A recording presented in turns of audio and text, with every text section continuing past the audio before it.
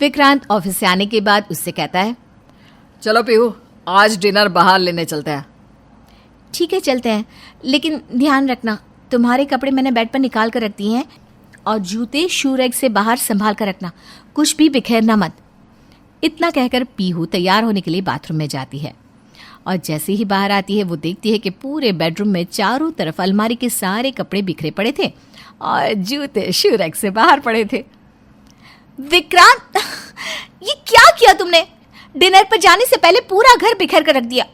मैंने तुम्हारे कपड़े और जूते तो पहले ही निकाल कर रखे थे ना। देखो, तुम मुझे समझाने की कोशिश मत करो, और वैसे भी क्या फर्क पड़ता है, तुम आकर फिर से ठीक कर देना। अरे बहू, परेशान क्यों हो रही हो? इकलौता बेटा है मेरा, उसकी जैसे मर्जी वैसे करे। इतना कमाता है, ऑफिस जाता है, बेचारा अपने घर में तो जैसी मर्जी रहे ना। अपने घर में सामान फैलाने से पहले तुम्हारी परमिशन लेनी होगी क्या? देख लिया, मैंने कहा था ना, इसके पिताजी ने बिगाड़ कर रखा है। मेरी तो जिंदगी खत्म हो गई बेटा, लेकिन ना बेटा सुधरा ना बाप। लेकिन विक्रांत, तुम्हारा जंगलीपना तो मैं ठीक करके ही रहूंगी। पीहू और विक्रांत रेस्टोरेंट में खाना खाने के लिए पहुंच जाते हैं। वहां जाने के बाद विक्रांत काफी अच्छा फूड पीहू के लिए ऑर्डर करता है। थैंक यू विक्रांत, ये रेस्टोरेंट तो वाकई में बहुत अच्छा है। हाँ, वैसे तो मैं यहाँ पहली बार आया हूँ, लेकिन काफी सुना था इसके बारे में। अच्छा, यहाँ पहली बार आए हो तो वैसे तुम्हारा फेवरेट रेस्टोरेंट कौन सा है जहाँ तुम बार बार जाते हो? वो क्या है ना, मैं किसी भी रेस्टोरेंट में एक बार चला जाता हूँ तो दूसरी बार वो लोग मुझे आने ही नहीं देते। लेकिन ऐसा क्यों? क्या तुम उनके बर्तन चुरा कर ले आते हो? अरे नहीं नहीं नहीं, ऐसे कोई बात नहीं है, कुछ और वजह है। अरे हाँ, लेकिन मुझे भी तो बताओ, क्योंकि तुम्हारे हिसाब से तो हम इस रेस्टोरेंट में पहली और आखिरी बार आए हैं। लेकिन विक्रांत कुछ नहीं बताता। थोड़ी देर के बाद जब वेटर खाना सर्व करके चला जाता है तो विक्रांत दोनों हाथों से जंगलियों की तरह फैला फैला कर खाना खाता है। वो अपने हाथ टेबल क्लॉथ से साफ कर लेता है और रेस्टोरेंट में बुरी तरह से गंदगी मचा देता है। अरे भाई साहब, आप इंसान है या जंगल से आए हुए कोई जंगली जानवर? किस तरह खाना खा रहे हैं? विक्रांत, ये क्या कर रहे हो तुम? क्यों सबके सामने मेरी इंसल्ट करवा रहे हो?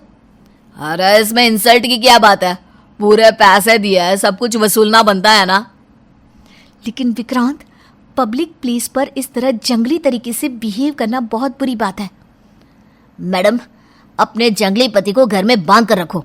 आज के बाद अगर हमारे रेस्टोरेंट के आसपास भी नजर आया ना तो अच्छा नहीं होगा। अब मुझे समझ में आया कि आप किसी एक रेस्टोरेंट में एक बार जाने के बाद दोबारा क्यों नहीं जा सकते।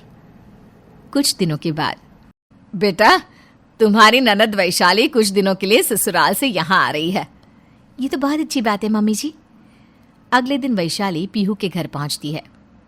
अरे वैशाली दीदी, आपके बालों को क्या हुआ? इतने उलझे हुए और बिखरे हुए क्यों लग रहे हैं? लाइए, मैं इनमें ऑयल लगा देती हूँ, बाद में आप शैम्पू कर लेना। नहीं नहीं, मुझे ये सब करना अच्छा नहीं लगता।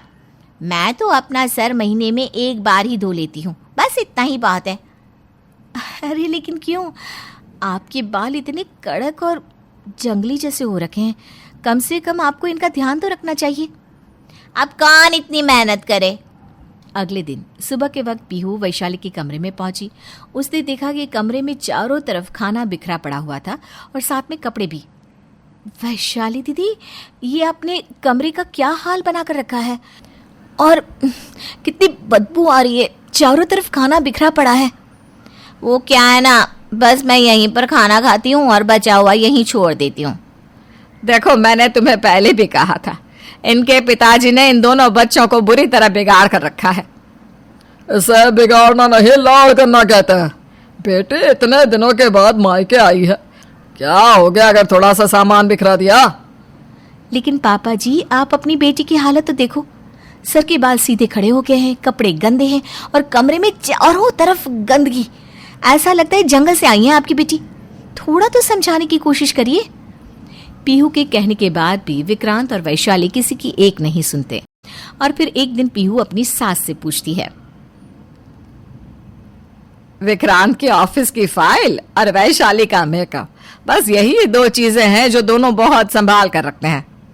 पीहू चुपचाप से जाकर विक्रांत की सारी फाइलें खराब कर देती है, सारे पेपर्स इधर से उधर कर देती है और वैशाली का पूरा मेकअप इधर का उधर कर देती है, पूरी तरह से खराब कर देती है। कुछ देर के बाद, ये क्या है मम्मी, देखो ना, किसी ने मेरा मेकअप पूरा फैला दिया है। लिपस्टिक, नेल पेंट, काजल, सब कुछ बुरी तरह बिखरा पड़ा है। और मम्मी ये देखो, मेरी ऑफिस की सारी फाइलें इधर उधर पड़ी हुई है। यह सब मुझे बिल्कुल पसंद नहीं। किसने किया ये? मैंने किया है। भाभी, आपने ऐसा क्यों किया? अरे तुम्हें समझ में नहीं आता क्या? ये मेरे ऑफिस की जरूरी फाइलें हैं। बहू, तुम्हें वैशाली और विक्रांत को इस तरह परेशान नहीं करना चाहिए। विक्रांत और वैशाली दी, जब तुम दोनों जंगली की तरह रहते हो, पूरा घर बिखेर कर रखते हो, हमें कितनी प्रॉब्लम होती है, आज समझ में आया? आ गया।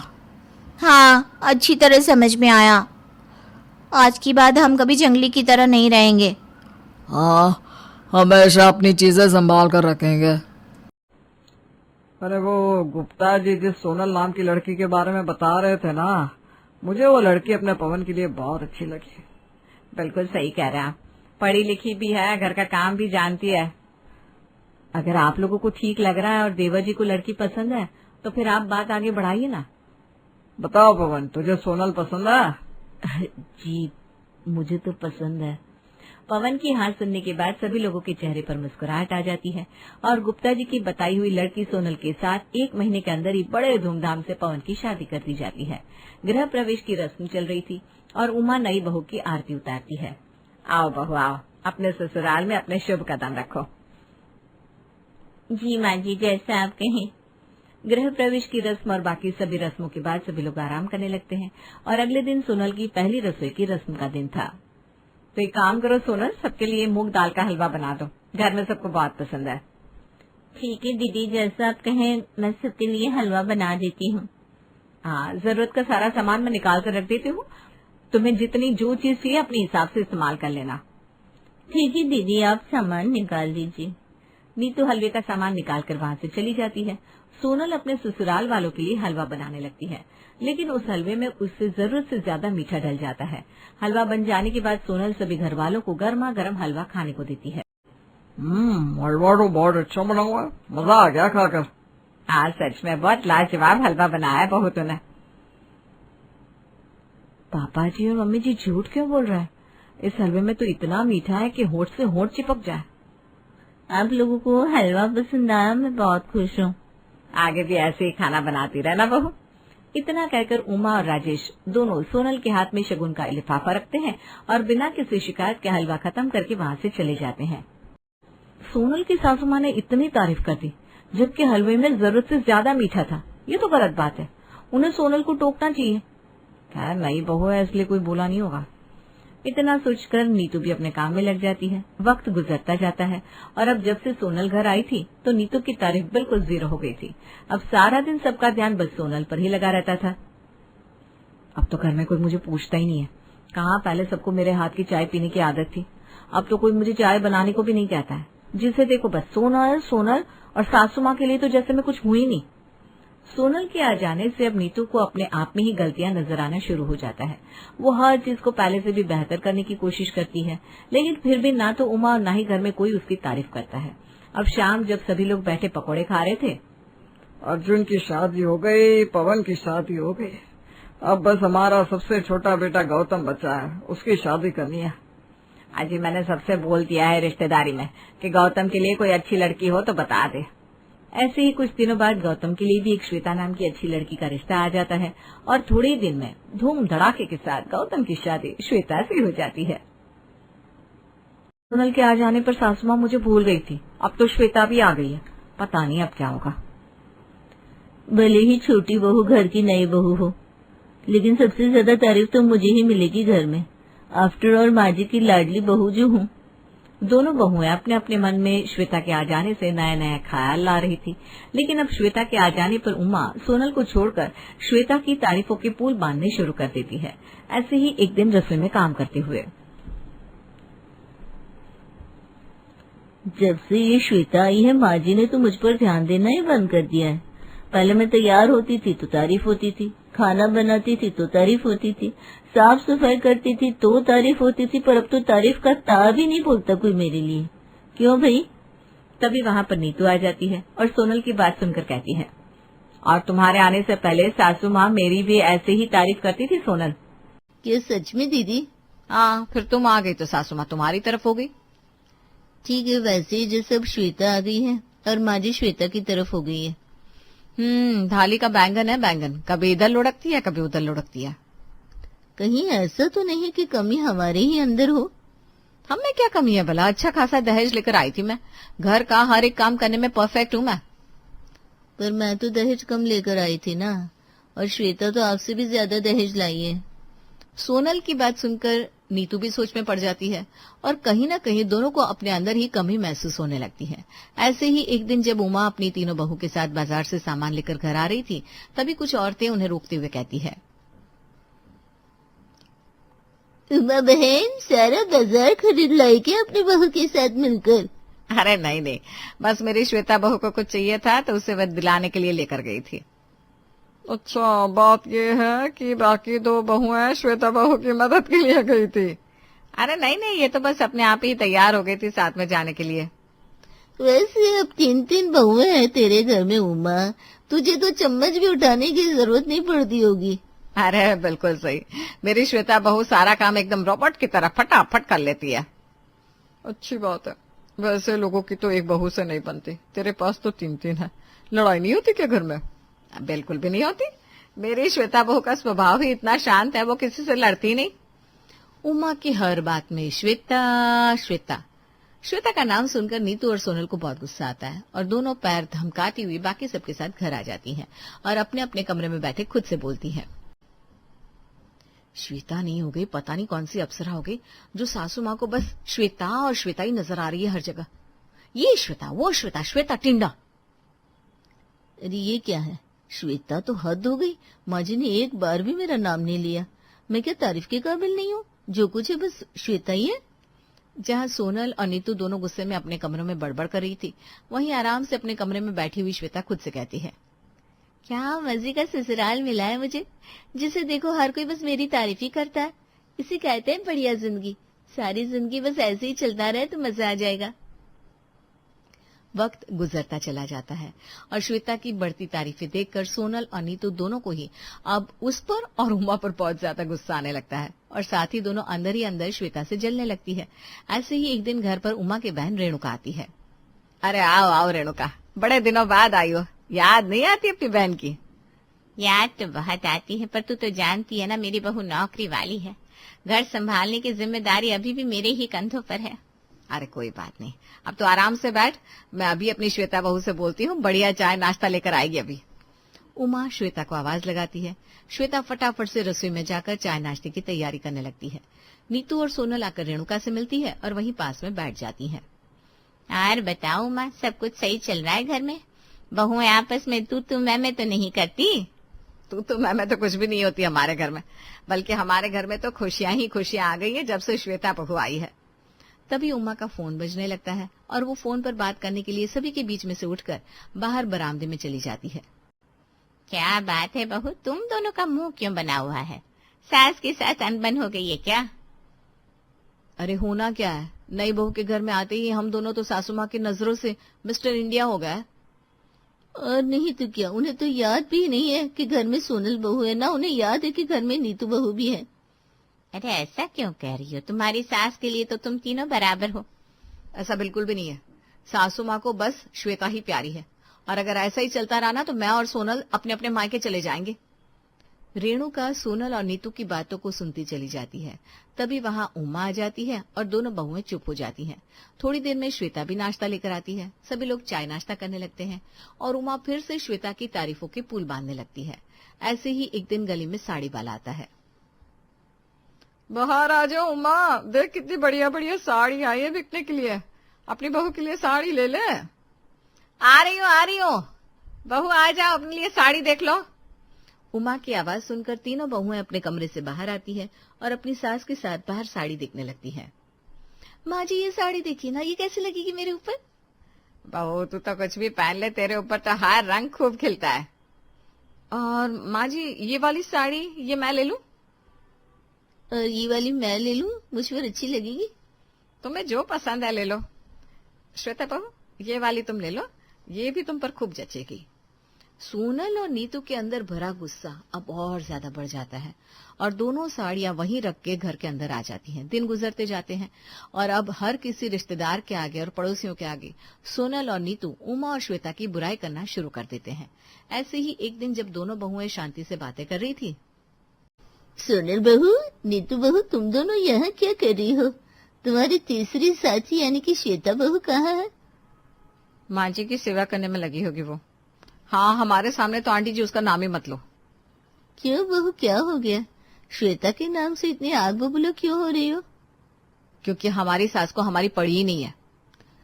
उनके लिए तो हम इस दुनिया में क्या, इस पूरी पृथ्वी पर भी नहीं है। उनके लिए तो बस श्वेता ही सब कुछ है।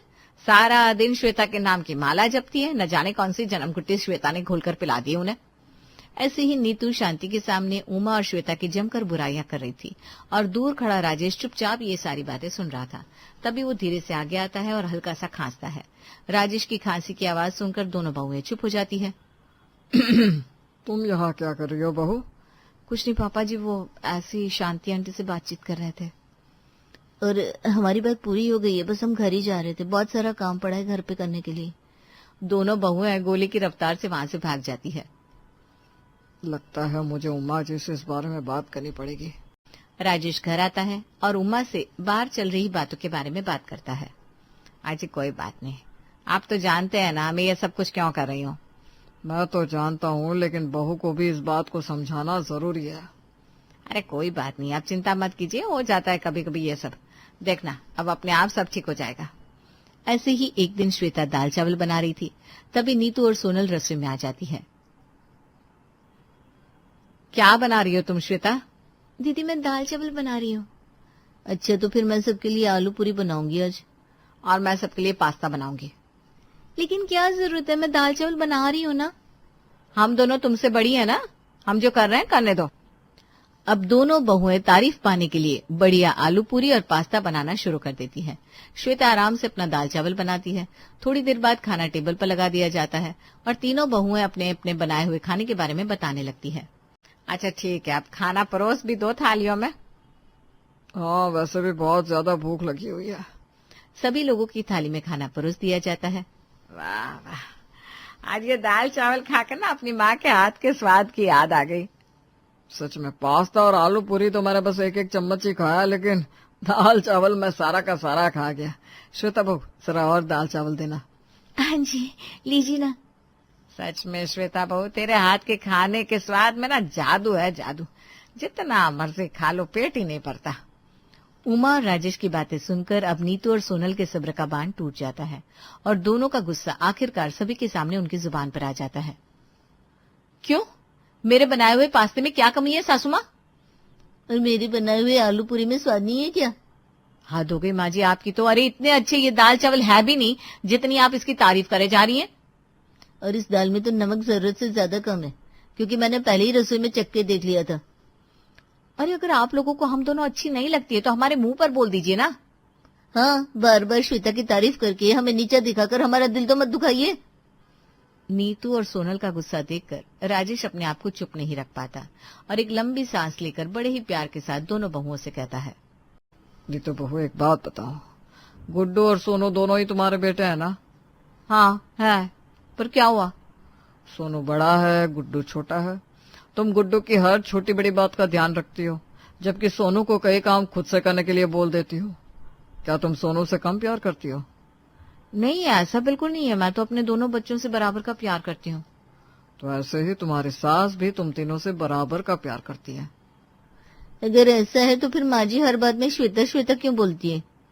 क्योंकि जब घर में कोई नया सदस्य आता है तो उसे नए माहौल में कंफर्टेबल महसूस करवाने के लिए उसकी गलतियों को प्यार से नजरअंदाज किया जाता है, ना कि उसे बात बात पर सुनाया जाता है। अभी श्वेता को इस घर में आए ठीक से 2 महीने भी नहीं हुए। अगर हम उस पर रौब जमाएंगे, उसे डांटेंगे, तो क्या उसका मन लगेगा इस घर में? जब तुम दोनों इस घर में आई थी तो मैंने तुम्हारे साथ भी ऐसे ही किया था, ताकि तुम्हें भी इस घर में अपनापन महसूस हो और तुम हर काम को अच्छे से कर सको। तब तुम दोनों को समझ में आया कि क्यों तुम्हारी सास तुम्हारी तारीफ ना करके श्वेता की तारीफ कर रही थी और तुम हर जगह अपनी सास की बुराई कर रही थी। राजेश की बात सुनकर दोनों बहुओं को अपनी गलती का एहसास हो जाता है। हमें माफ कर दीजिए माँ जी, हमसे गलती हो गई। और मैं तो सबसे बड़ी मूर्ख निकली। घर की सबसे बड़ी बहू होने के नाते मुझे तो अपनी सास को सबसे ज्यादा समझना चाहिए था, पर मैंने ही सारा रायता फैला दिया। कोई बात नहीं, अब तो तुम दोनों को समझ में आ गया ना, यही बहुत है। शुक्र है अब मेरे बाद कोई और बहू इस घर में शादी करके नहीं आने वाली, वरना शायद मैं भी वही महसूस करती जो नीतू दीदी और सोनल दीदी ने किया। श्वेता की ये बात सुनकर सभी हंसने लगते हैं और बिना किसी लड़ाई झगड़े के सारी चीज बातों ही बातों में सुलझ जाती है। ये कहानी है एक ऐसी बहू की जिसे ससुराल का काम करना बिल्कुल भी पसंद नहीं था। जब भी इस बहू को ससुराल में कोई काम दिया जाता तो इसे कोई और काम याद आ जाता, या तो ये बहू बीमार पड़ जाती। तो आखिर इस बहू रानी की ऐसी आदतों से इसके ससुराल में क्या क्या होता है, आइए देखते हैं। मुझे पता था कि बहू देर में ही आएगी। देखो तो शाम के 5 बजने वाले हैं और अभी तक आई नहीं। सुबह मैंने बोला अरे चाय बना दो, तो बोलने लगी सर में अचानक दर्द हो रहा है। अपनी सहेली की बर्थडे पार्टी में गई है, बोल रही थी 1 घंटे में आ जाऊंगी, पर देखो 5 घंटे होने वाले हैं अभी तक आई नहीं। अब तो मुझे पक्का यकीन हो गया है कि मेरी बहू स्नेहा सिर्फ बीमार पड़ने का नाटक करती है, क्योंकि इसे ससुराल के काम से जो बचना है। स्नेहा की सासू माँ अपनी बहू के बारे में सोच ही रही थी, तभी स्नेहा बाहर से आती है। अरे सासू माँ सॉरी, थोड़ा लेट हो गया। वो सुष्मिता ना मुझे आने ही नहीं दे रही थी, बार बार बोल रही थी बैठो बैठो। लेकिन बहू तुम तो सुबह कह रही थी तुम्हारे सर में दर्द हो रहा था और तुम बस थोड़ी देर वहां पर रहोगी, तो क्या वहां पहुंचते ही तुम्हारा सर दर्द ठीक हो गया जो इतनी देर तक वहां रही? और पार्टी में तो म्यूजिक भी बज रहा होगा, तुम्हारे सर में तो और दर्द हो रहा होगा ना। जी माँ जी, सही कह रही हैं आप, मुझे वहाँ नहीं जाना चाहिए था, मेरे सर में तो दर्द और बढ़ गया है। कितना झूठ बोल लेती हो तुम बहू। नहीं माँ जी, मैं सच में झूठ नहीं बोल रही हूँ। यही बात है ना कि मैं खुद ही गलती करती हूँ और खुद ही भुगतती हूँ। सासू माँ, मैं ना थोड़ा आराम करने जा रही हूँ, ठीक है? अरे और फिर से सर दर्द का बहाना बनाकर स्नेहा अपने कमरे में चली जाती है। वहीं 7 बजे जब अंबिका का बेटा कृष्णा ऑफिस से घर लौटता है तो अंबिका अपनी बहू के बारे में उसे सारी बात बताती है। देख बेटा, कुछ समझा अपनी पत्नी को। माँ, शादी के पहले मैंने आपको स्नेहा के बारे में सब कुछ बताया तो था कि वो थोड़ी कोमल है। बेचारी बचपन में बहुत बीमार पड़ जाती थी, बहुत मुश्किल से ठीक हुई थी। तब से बेचारी ना छोटी छोटी बात पर बीमार पड़ने लगी है। इसीलिए माँ, आप ना उसे ज्यादा मत बोलो। देखना धीरे धीरे वो सही हो जाएगी और घर का काम भी करने लगेगी। और वैसे भी मैंने घर में काम करने के लिए 2-2 नौकरानियां तो लगवा रखी है।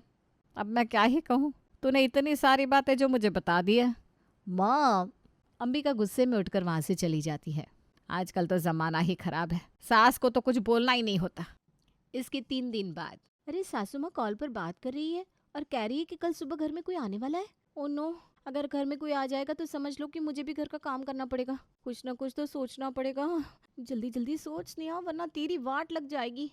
अरे बहू इधर तो आओ, वहाँ क्यों खड़ी हो?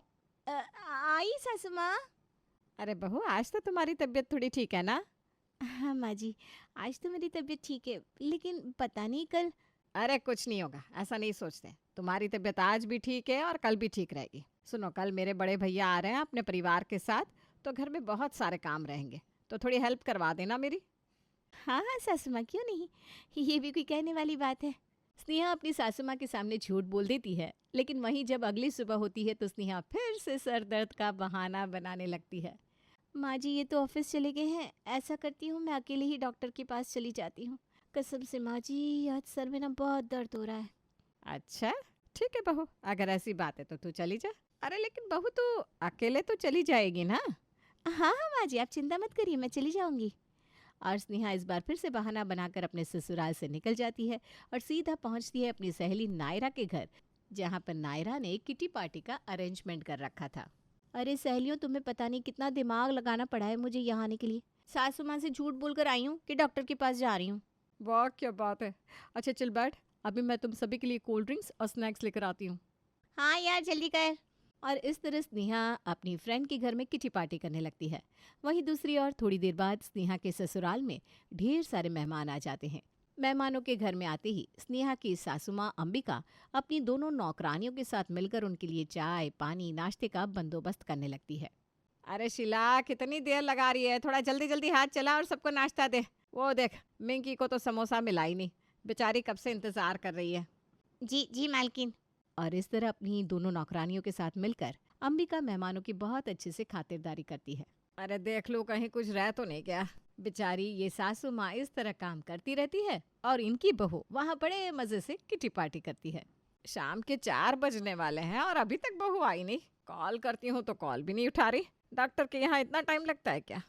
मालकिन, आपने अपनी बहू को याद किया और वो देखो आ गई। स्नेहा घर के अंदर आती है तो देखती है मेहमान अभी भी वहीं पर बैठे हुए हैं। क्या यार, मुझे तो लगा ये लोग अब तक यहाँ से चले गए होंगे, लेकिन ये लोग तो यहाँ पर अड्डा जमा कर बैठे हुए हैं।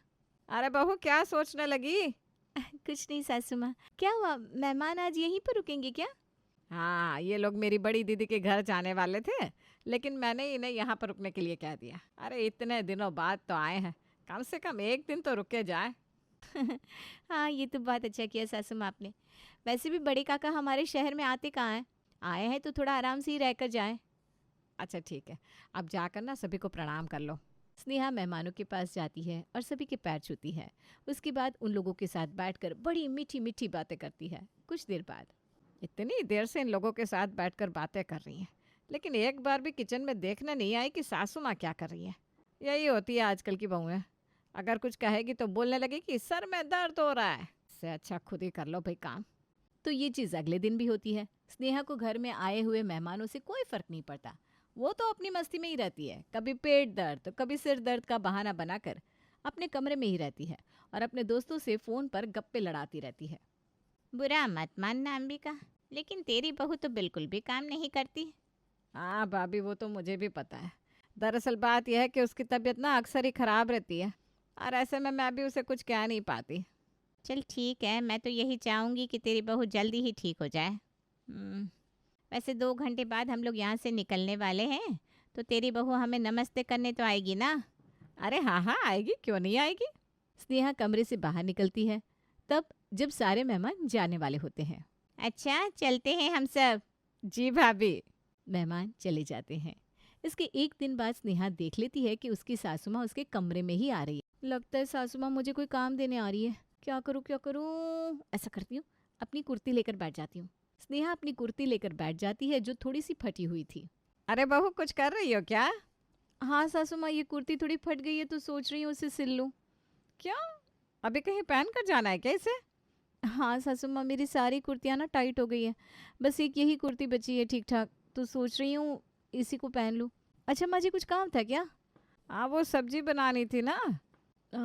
लेकिन अभी तो मैं सिल रही हूँ।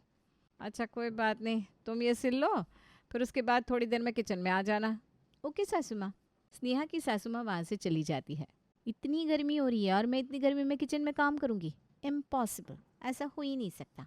यहाँ अंबिका की बहू ये सोच रही है, वहीं दूसरी ओर अंबिका सोच रही है कि उसकी बहू थोड़ी देर बाद तो किचन में काम करने ज़रूर आएगी। 1.5 घंटा होने वाला है और अभी तक बहू किचन में नहीं आई।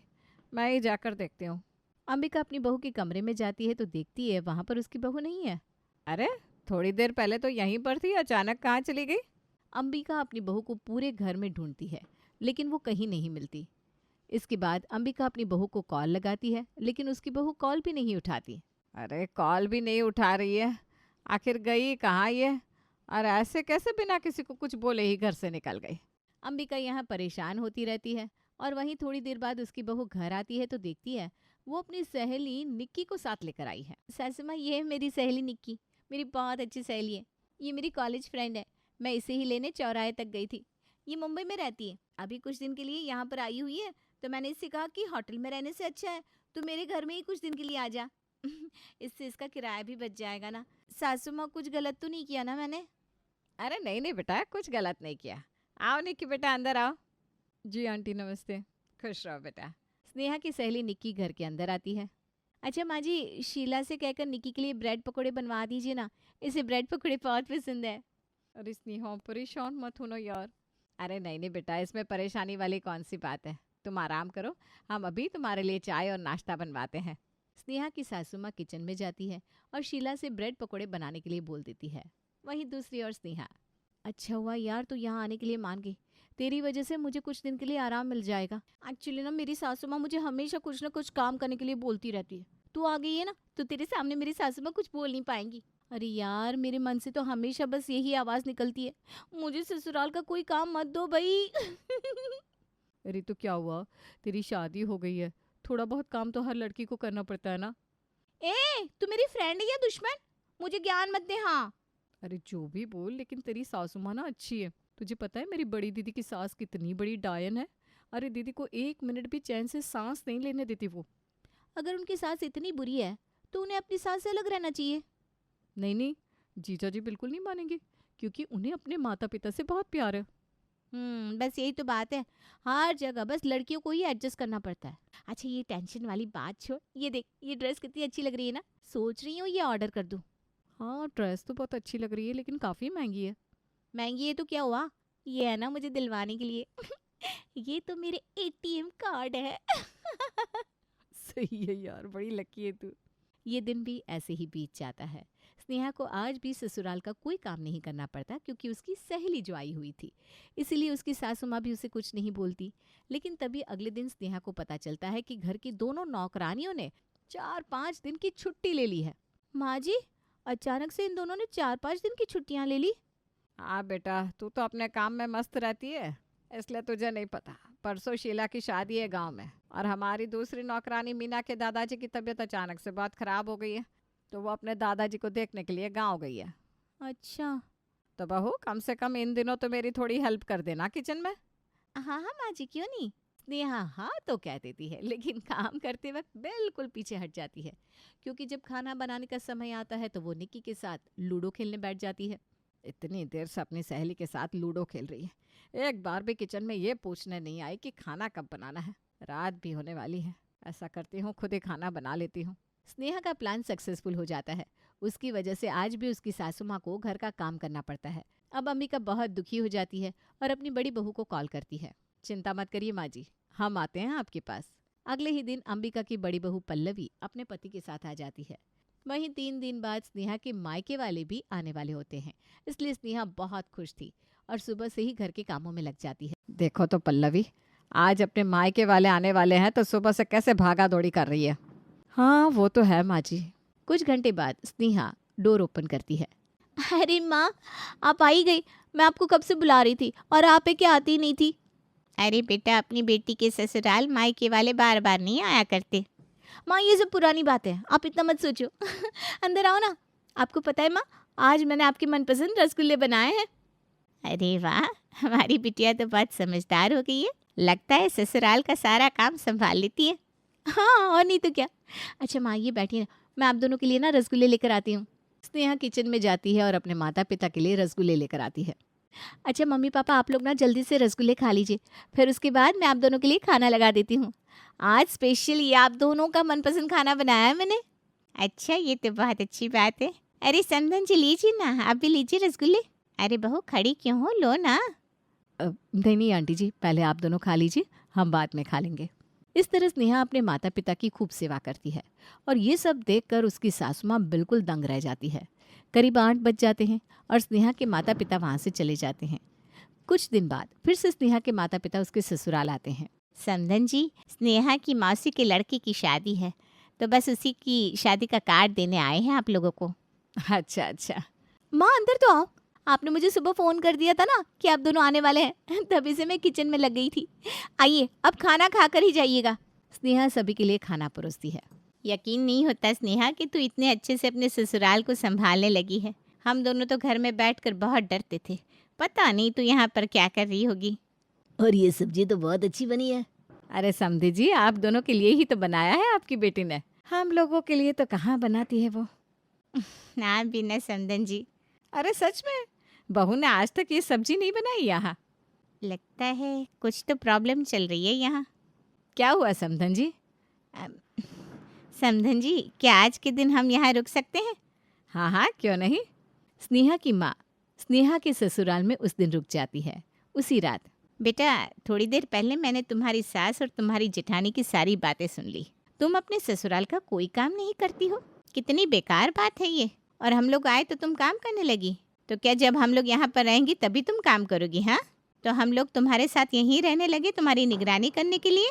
नहीं माँ, वो नहीं बेटा, तुम्हारे ससुराल वाले बहुत अच्छे हैं, इसलिए उनका सम्मान करो। हाँ बेटा। तब स्नेहा के माता पिता उसे बहुत समझाते हैं और स्नेहा के ऊपर उसके माता पिता के शब्दों का बहुत प्रभाव पड़ा भी। माँ जी, मैंने आपसे कहा था ना, सब ठीक हो जाएगा। हाँ बड़ी बहू। दरअसल पल्लवी जानबूझकर तेज आवाज में बात कर रही थी ताकि स्नेहा की माँ उसकी और उसकी सासू माँ की बात सुन ले। खैर, स्नेहा सुधर जाती है। सासू माँ, जिठानी जी, ये लीजिए चाय। शुक्रिया बहू, आओ बैठो, हमारे साथ चाय पियो। हाँ देवरानी जी। चलो, सासू माँ खुश और छोटी बहू भी खुश। हाँ बाबू जी। अनमोल संध्या से बहुत प्यार करता है और उससे शादी करना चाहता है, लेकिन संध्या गरीब परिवार से है, इसीलिए मंजू नहीं चाहती कि उसका अनमोल संध्या से शादी करे। वो अनमोल से कहती है, कान खोल कर सुन ले, ये लड़की मेरे घर की बहू नहीं बन सकती।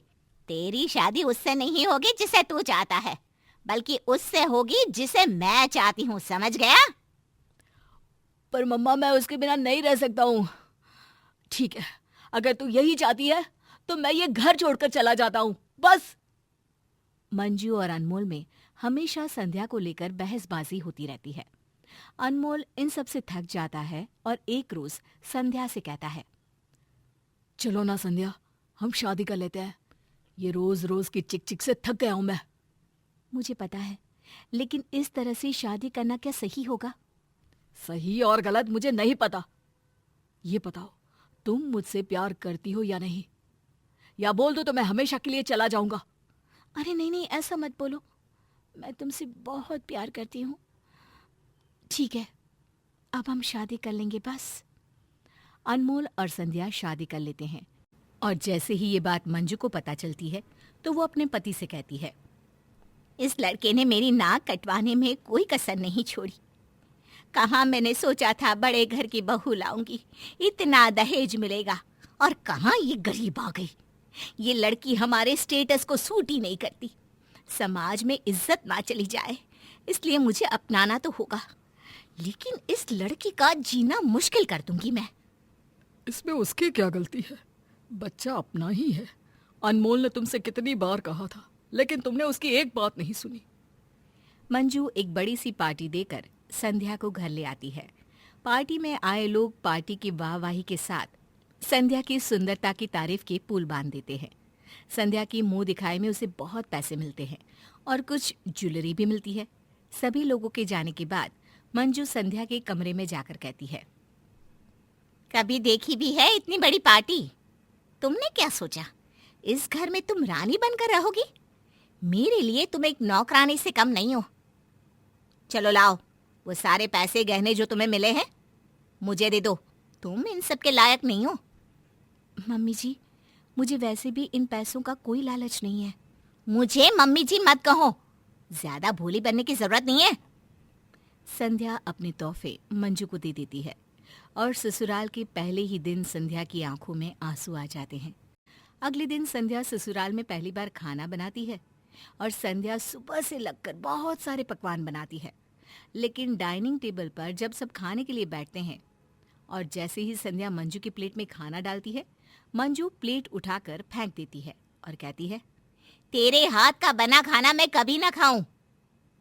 मंजू उसके मुंह पर पैसे मारती है। लो तुम्हारा नेग, आज तक इतने पैसे एक साथ तुमने देखे भी नहीं होंगे। ऐसा खाना तुम्हारे मायके में ही खाया जाता होगा। गरीबों की तरह बना दिया है खाना। अरे हाँ, मैं तो भूल ही गई, जहां से आई हो वहीं जैसा ही तो बनाओगी ना। सुनीता, मेरा खाना बनाकर मेरे कमरे में ले आना। मंजू अपने कमरे में चली जाती है। संध्या फूट फूट कर रोने लगती है। तब प्रदीप उससे कहता है, बेटा रो मत, तूने बहुत अच्छा खाना बनाया है। क्या करे, इस घर में अच्छे इंसान की कोई इज्जत ही नहीं है। मैं मजबूर हूँ, तेरी कोई भी मदद नहीं कर सकता मैं। कोई बात नहीं पिताजी। संध्या अनमोल को भी जो भी उसके साथ होता है उसके बारे में कुछ नहीं बताती और अनमोल को लगता है कि उसकी माँ ने संध्या को अपना लिया है। दिन बीतने लगते हैं। संध्या के सामने हर रोज एक चुनौती खड़ी रहती है। मंजू उसे ताना मारने का एक मौका भी नहीं छोड़ती। हद तो तब हो जाती है जब संध्या के माँ बाप संध्या के ससुराल अपनी बेटी को देखने के लिए आते हैं। अपनी हैसियत से ज्यादा ही वो अपनी बेटी के लिए लेकर आते हैं और मंजू के सामने रख देते हैं। समधन जी, ये कुछ मिठाइयाँ हैं। ठीक है, रख दीजिए। ऐसी मिठाइयाँ तो हमारे घर के नौकर भी नहीं खाते। मंजू उन लोगों से बात करना तो दूर, 2 मिनट उनके साथ बैठती भी नहीं है। संध्या के माता पिता की आंखों में पानी भर आता है और वे उसी वक्त अपनी बेटी से मिलकर वहां से चले जाते हैं। संध्या अपने कमरे में जाकर खुद को बहुत कोसती है। मुझ जैसी औलाद भगवान किसी को ना दे। मेरे कारण आज मेरे माँ बाप को कितना सहना पड़ा। ना मैं अनमोल से प्यार करती, ना उन्हें ये दिन देखने को मिलता। थोड़ी देर बाद मंजू के घर की बेल बजती है और कुछ लोग बिना कुछ कहे घर के अंदर चले आते हैं। कौन हो तुम लोग और इस तरह मेरे घर में आने की जरूरत कैसे हुई? आपके घर पर आईटी की रेड हुई है। अपना फोन सब जमा कर दीजिए, किसी से कोई कांटेक्ट नहीं होनी चाहिए। ये सुनकर मंजू के पैरों तले जमीन खिसक जाती है। मंजू चाहकर भी कुछ नहीं कर पाती। उसकी सारी प्रॉपर्टी और बैंक अकाउंट वे लोग सीज कर देते हैं।